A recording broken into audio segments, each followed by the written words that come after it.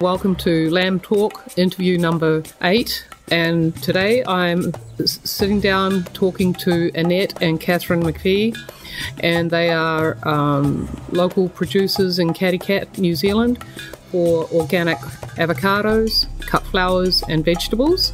So let's take a listen. I'm sitting in Katikati, New Zealand, at the table of Annette and her daughter Catherine, and I met them at the Katikati Farmers Market, marketing cut flowers and tomatoes and organic avocados, and we struck up a conversation and a friendship, and here I am sitting in their dining room on a very wet day talking about their operation and the things that they do. So, Annette? Yeah, hi Kate. What would you like to know? Now you've gone all shy on me. We've sat here for 30 minutes. Yeah. So, how long have you been here? We've been in this property now for 7 years, but we haven't been running our greenhouse for only 5 years. We had someone working beforehand for 2 years, leasing it, and then we took over because he couldn't pay for the leasing anymore. So in the greenhouse we grow tomatoes, or vegetables and flowers. Mm-hmm. Our mainstay flowers are sunflowers that we grow all year round. And we've got bird of paradise in there, which are in the ground. Oh, they're beautiful, and aren't they? They produce 10 months of the year, round about. Yeah. So we're picking them all the time. For those that don't know, bird of paradise is a beautiful flower. Strelitzias. Strelitzia. Mm. And it lasts forever in a vase. It does, yeah. Very tropical flower. Very, yeah. Yeah. But you grow them in the greenhouse? I grow them in the greenhouse, So it's not that tropical in New Zealand. It's tropical, but in a greenhouse. In a greenhouse, we can get up to about 40 degrees in there. That's pretty warm. Yeah, it is warm. Yeah, and it can be, because it's in plastic, they burn, so you've got to put shade cloth up over them to give them that filtered light. Okay. For tropical conditions. Yeah. So it gets pretty hot in there. Yeah. Yeah. Then we grow vegetables, tomatoes, seasonable vegetables all year round. Tomatoes, cucumbers, lettuces. What else are we growing, Kathy? Spinach, bok choys, silver beet, beetroot. And you market all of this through the farmers market? All through the farmers market, yeah.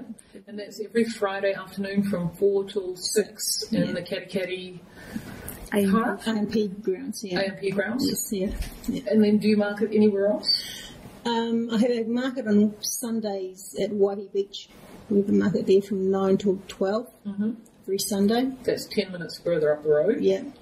And I have a few customers who actually go to different markets who grow flowers, or a bit like me, have a bit of everything. And I sell flowers on to them, sometimes produce, and they take it to their markets to on-sell to customers. Okay. So, and do you have any florists that you supply? Or? When I started, I used to supply sunflowers to florists. A picky bunch. Yeah.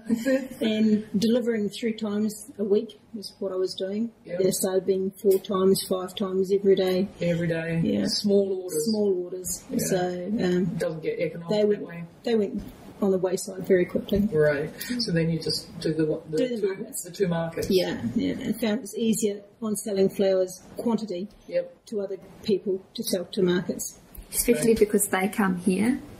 So we don't have to spend time travelling. Yeah. Right. So you've got customers that come to the farm and buy, and then they take them to different markets. Yeah. Okay. Yeah. So how far afield do they end up? Waihi, Tauranga. In Waihi, my friend, she sells there, and she has people coming down from Auckland.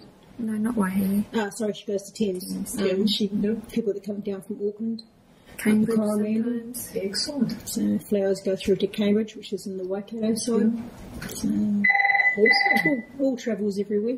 You're in hot demand today. And Catherine, how long have you been working with your mum or for your mum? We started just 1 day a week while I was at my other job, and then it went to 2 days a week, and then last year, April, I went full-time. Full-time? She's a bit of a taskmaster. Not really. Oh, you got it easy. We're both alike, so we're pretty crazy. So. You said you had refurbished your greenhouse. Yes, we about 2 years ago we recovered the whole thing in plastic. So that's why we decided to step up and do full-time work here and do the markets just to recover the costs of covering it. And hence the employment for you. Yes, yeah. And it's working out. It is, yeah. Yeah, very good, yeah. As long as you don't go deciding to get married and. I am married. You are married. Yeah. Well, so you don't live here. No. I've got my own house. It's terrible making assumptions, isn't it? You're too young to be married. That's what everyone says. So you live close by? Yeah, Highfield's just on the other side of Katikati. Oh, okay. Well, that's not too bad. So, any children? No. Too young for children. No. Yeah. Not too young to be married. No, not for a while yet. All right. Yeah. Excellent. Too young to become a grandmother yet. Yeah. I thought we'd feel like that for quite a while, don't we? Yeah. And then it'll turn around and we'll be going, Hurry up. you've been married long enough now. Aren't you sick of each other yet? No, not quite, eh? No. So now the other part of your operation is organic avocados. Yes, yeah. So tell me a little bit about that. We've got approximately 400 odd trees on the place. We've got 13.5 acres. Yeah. And that also incorporates a 2,500 square metre commercial greenhouse that we're growing in. Yeah. And our home. We got into that because we had an avocado tree at our old place that we're living at, and we decided we wanted to do something bigger. So we always liked avocados, so I thought, right, we'll buy a bit of land and do the avocados. Mm-hmm. And once we got them in the ground, we thought, well, we've got to feed them something. How do we do it? How and what are we going to plant and feed them? So we decided we'd go to a yearly market called, what is it? It's a big market in the Waikato every year. And it's where everyone shows all the Field days. Oh, Mystery Creek. Yes. Yeah, in the middle of the winter. Yeah. That's awesome, isn't it? Yeah. And we went there one day and had a walk around and came across Agri-Essentials, which is organic fertilisers. Yeah. And their basis is rock solid, which is organic ash. Okay. Milled from extinct volcanoes. And we have plenty of them. We do, yeah. So we use that and their liquid feed, their fish food on the trees, and we've used that ever since. And we've just incorporated a few more certified organic products into our program. Right. Started to make our own. Yeah. My husband goes out fishing, but we've got a mad fisherman friend who catches heaps of mullet. Yeah. So they all go into a stink box, all the bodies of all the fish he catches. Yeah. And we make our own fish fertiliser up. Awesome. We have a vortex machine, which is like a big stirrer which pumps air into it, down into a T-bar. So it spins for about 3 minutes one way and stops and spins the other way. Yeah. And you put your fish food, a bit of mulch around your trees, your good trees, a bit of molasses and a bit of other stuff into it, and it goes for 24 hours and it builds up good bacteria, which then gets pumped out 24 hours later onto your ground and around your trees or on your trees, and helps build up your good bacteria around your trees and in your soil. Okay. To keep the ground going healthy. So how big's a batch that you make in 24 hours? 20,000 litres. 20,000 litres? 20,000 litres, yeah. And for the American listeners, that's a litre is basically a quart. So it's 20,000 quarts in 24 hours you can make. Yeah. Wow. So he makes like that, yeah. So and then you put all of that on? All goes in one day, yeah. But you've got to put it on while the bacteria is still alive. And growing. And it's growing, okay. And you put it out with a bit of food, that's where the molasses comes in handy. Okay. They can survive on that for a couple of hours until they decide to go into the ground and do their thing. Okay. So awesome. And how often do you do that? Every 3 months or so. We're going to up it up a little bit though. Yeah. But yeah. Avocado trees are very hungry, so it needs to be upped to nearly every month. Okay. So it's a bit stinky at times. Yeah, I can imagine in the hot summer day. Yeah. So your friend and your husband, they'll collect for a month of fishing. They collect all year round. All year round, and then once a month you've got enough to make a batch. It's in the stink box for a year. A year. Oh, it's in the stink box for a year. Yeah, and 1,000 litre cube. Yeah. You got a couple of pegs clipped on your nose. Don't go near it. And no neighbours. Sits in a 1,000 litre cube, and when that's full, if it gets a bit stinky, you put a bit of seawater in it and it helps break the smell down. Okay. And it sits in there for a year and it goes from a horrible thick brown sludge to a grey sludge to a a weak tea colour in a year. Yeah. This is all the breaking down the bacteria process. Right. And then they can use that and you dilute it with water and molasses and mulch and stuff. And then that's what you put into your vortex. Yeah. And put that out. Yeah. Wow. Sometimes it goes in a bit more stinkier. Sometimes he mulches whole mullet bodies with lemons and molasses and keeps that going in a container for 3 weeks till it grows a good 3 inches of growth on top. Then that goes in there. And it goes on a ground feed. Okay. That one. Yeah. So in your sink box you would have a tap. So it just a drainage tap at the bottom. at the bottom. Yeah. So when it gets to the bottom and it's that tea colour, you siphon that off. Yeah. So a little bit like a worm farm concept, where you collect the tea in the bottom and you siphon it off. Yeah, but it just sits there and it just does its heating and rotting down method and bacteria, and it just all changed from a grey sludge to a wet tea colour. Okay. With the bones do sometimes disintegrate, sometimes they don't. Yeah. The bigger bones. And so a year after you got convinced about this concept, you had your first product that you could put onto the ground around your avocados. Yeah. And could you see a visual difference, or is it? Yes, there is one. The trees get bigger leaves. Really? They get when you start feeding them all the time, they get a good sized leaf. So it's and the tree's healthier. Steroid. Yeah, and the trees are a lot healthier and happy looking, grow better. They put out after flowering and set the fruit setting, they have to put out a new growth for the following year's flowering and fruiting. Okay. So some years you can get up to a good meter's new growth for the following year. So your trees are happy and healthy and doing their thing. Okay. So they fruit on first year? First year's wood, yeah. Wood? Yeah. Okay. So do you prune avocado trees? We're starting to prune the inside of our avocado trees up to keep them down to about 8 or 9 metre height. Okay. Just to bring costs down because you have to bring cherry pickers in. I've heard about, we've got some guys staying at the motel that run cherry pickers for avocados. It's very expensive. They're expensive to run. Right. So the lower you can keep your trees and more open you can keep it, you get more fruit on the inside of your trees as well. More ladder work. And then you can do a lot more ground picking rather than cherry picking. Okay. So you keep your costs down because it's all comes down to cost in the end, especially when you're organic.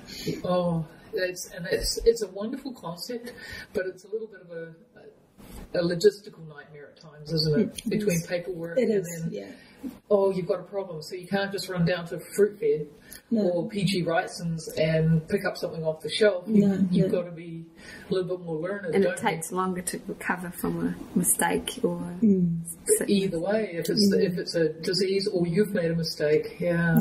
You get audited every year being organic, and they come and check your paperwork out, so your books have all got to be in order. Or every spray's got to be recorded. Every spray, and they do soil testing as well to make sure that you're telling the truth. Yeah, exactly. Right. Yeah, to make sure there's nothing in the ground that's not supposed to be there. Right. And they do that every year? They do that every year. Okay. Yeah. And that would give you access to every market, or is Europe excluded? Because I know the Europeans and the US have been dancing an uncomfortable dance on what products they can and can't use and still be certified organic for export to Europe. Yeah, well, it opens us to every market selling our fruit. It depends what market we can get into. Mainly goes to the Singapore Asian market organic. Oh, okay. Because New Zealand can't supply enough. Yep. To go into heaps of markets, so they just pick one market, which is normally the Asia market. Yep. Yeah. Because America have their own fruit coming in from Mexico and we're not. Right. Same as Australia, they have big organic growers there too. So we can get them through the back door if they haven't got the fruit.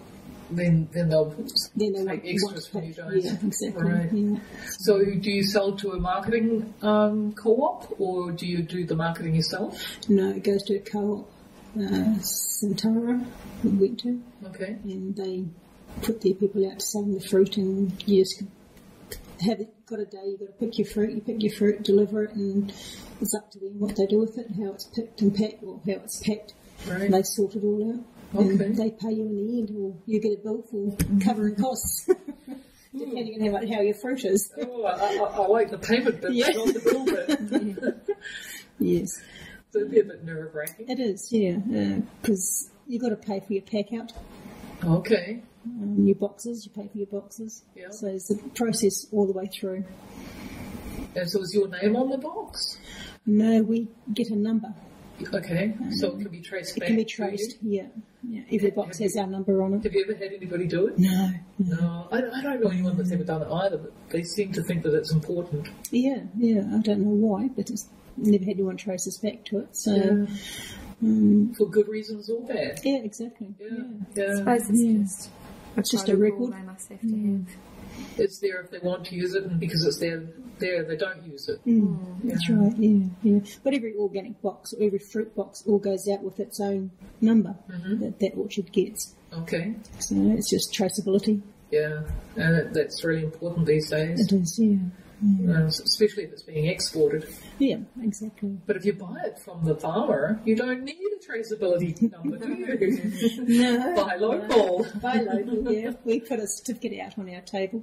Yep. We get a certificate every year from our organic society and saying what our number is and where we can export our fruit to. Okay. So we just laminate it and put it on the table so it shows people, yes, that we are certified in organic avocados. Great. Which a lot of people like. Yeah. Now, the avocados are the only thing that's certified organic here? They or are. is the greenhouse? No, just the avocados are certified. The greenhouse is run under organic principles, organic fertilisers and foods and sprays. Okay. So there's no pesticide sprays up there. Excellent. So, And do you think that helps you with your marketing at the farmers market? definitely. A lot of our customers are vegans.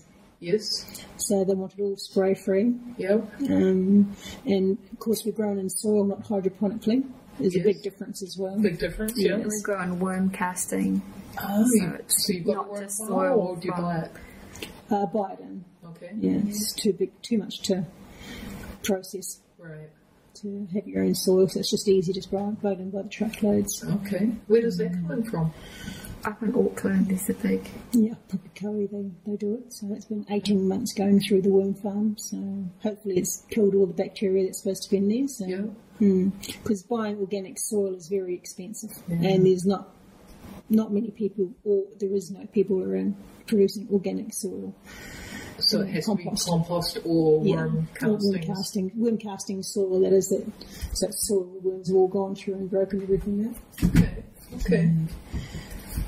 So now you were telling me before we turned the recorder on that avocados are prone to Phytophthora. Yes. And in conventional farming you can inject them. Yes. And it's apparently not that successful, but in organics, I guess you have to just keep the avocado really healthy. And so that the Phytophthora doesn't get a chance to get established. It's knowing your soil. Phytophthora comes from wet soil, damp soil. It's a aphid, right? No, it's a spore in the ground. Oh, it's a spore in the ground, okay. So it kills your tree from the ground up, basically. Yeah. And if you do get it, you try and cut your tree back, keep feeding it, and just keep cutting it back because it just kills branches off in your trees. And if it doesn't recover, it gets a chain around it and pulled out and burnt. Yeah. Because that spore can spread. It can, yeah. And you don't try and plant in that same spot. Or I should try and plant a tree that doesn't mind having a bit of Phytophthora, like a different fruit tree that doesn't mind having wet feet. Right. That's where it usually is, just wet feet. Okay, so it's a spot that an avocado probably shouldn't be. Exactly, yeah. Right. Yeah. And then you said the leaves are also poisonous to livestock. Yes, you don't feed the leaves or don't graze animals under the trees. Makes them pretty sick or it can kill them. Oh, that'd be a bit of a liability in New Zealand. It is, yeah. So it's a lot of mowing. And then all that mulch goes under the trees? Yeah. If you keep your grass cut short, like a lot of people do, like a lawn, your front lawn, it just goes back into the ground, but we let ours grow for a year and then cut it with a hay cutter and get the grass thrown back around the trees for mulch. Okay. Brings in the buds or the flowers and... have all the wildflowers growing, and it brings all the little minute native wasps, which actually kill caterpillars and bugs on the trees. Right. So here's your organic interaction going on for pest control. Exactly. Yep. And would it help with bringing the bees in for pollination? It does, yeah. You've got to have bees for pollination. So for a good pollination. Do you have an Apis bring hives in, or do you have enough native bees? There are bees around. We never used to have beehives on the place, and we've got kiwi fruit on either side of us. So you kind of piggyback. Yeah. We have for a couple of years had hives on our place. Beekeepers here like to keep their hives on organic orchards over winter. Okay. And they can feed on the wildflowers that are growing here, and they can keep an eye on them. Right. Because most other orchards are putting hard sprays in kiwi fruit. Yep. Yeah. Which kills your bees. And there's probably no flowers either on a conventional farm. No, exactly. Especially in the winter. Yeah. But here, would you have winter flowers? Yeah, we try to grow trees that flower around all year anyway. Plus with your wildflowers coming in the ground, there's always buttercups and clover and something there for the bees, your wild carrots. We've planted tree lucerne, which you can also feed to cows for a crop. It's a cropping tree. And that flowers really well, and it helps keep the bees around the place in winter. Okay. Excellent. So it's quite a pretty sight in winter. You've got trees flowering between your avocados, big blooming white trees. Yeah, it's quite pretty. Well, avocados are a beautiful tree in their own right. Yeah. They can get very tall. They can, yes. So everyone's principle is try and keep it as low as possible and manageable.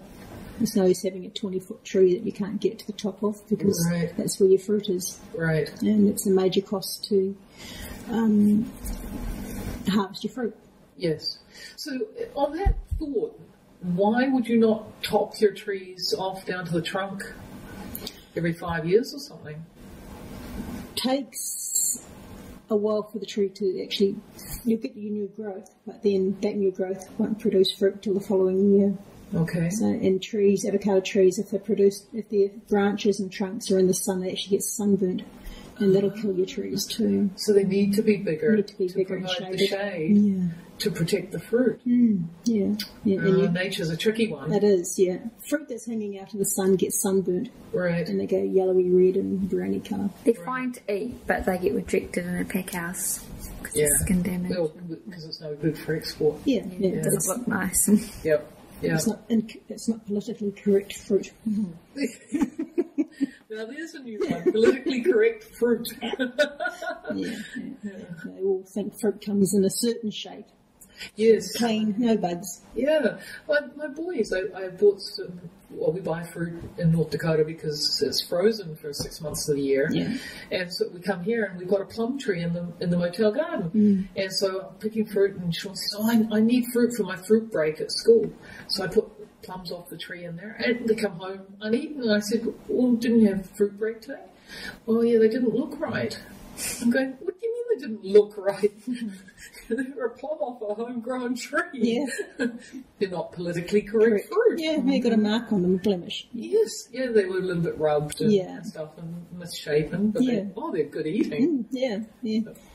Too funny. Yes, no, our table has a bit of everything on it.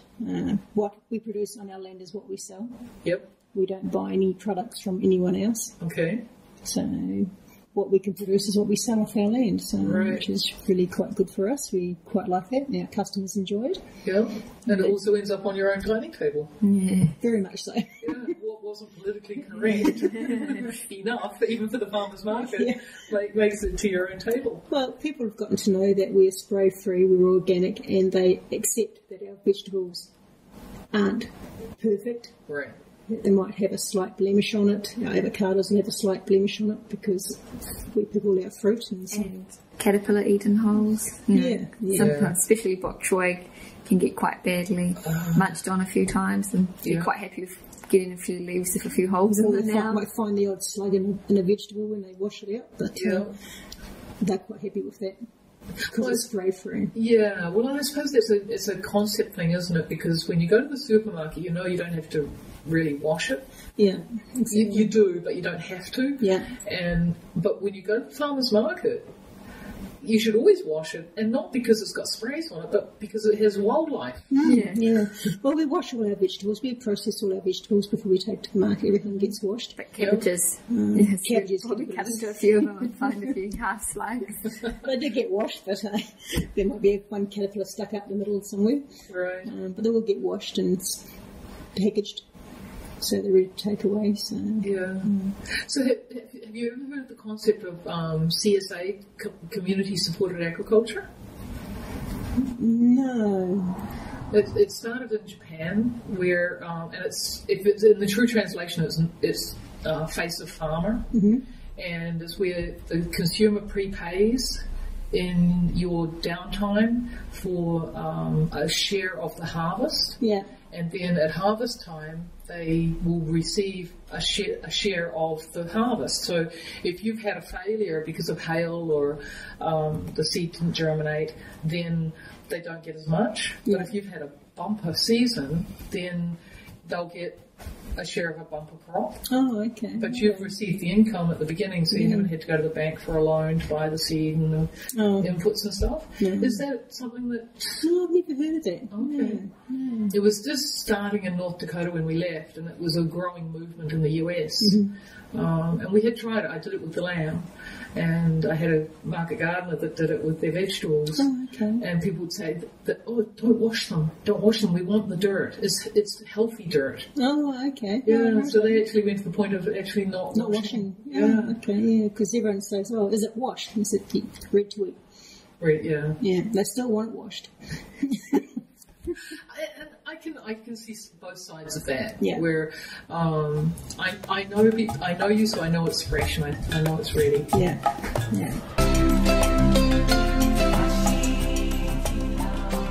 Annette and Catherine, we've had an awesome time listening to your stories around the kitchen table, and then after the rain we took a walk through the avocado orchard and your greenhouse, and I'm sure my listeners will have enjoyed the visit as well. And so thank you very much again.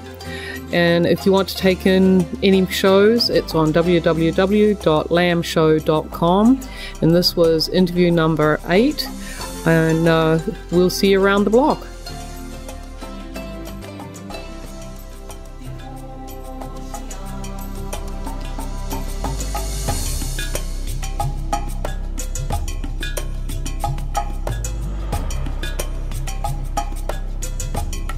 This show was produced by Wild Inspire Media.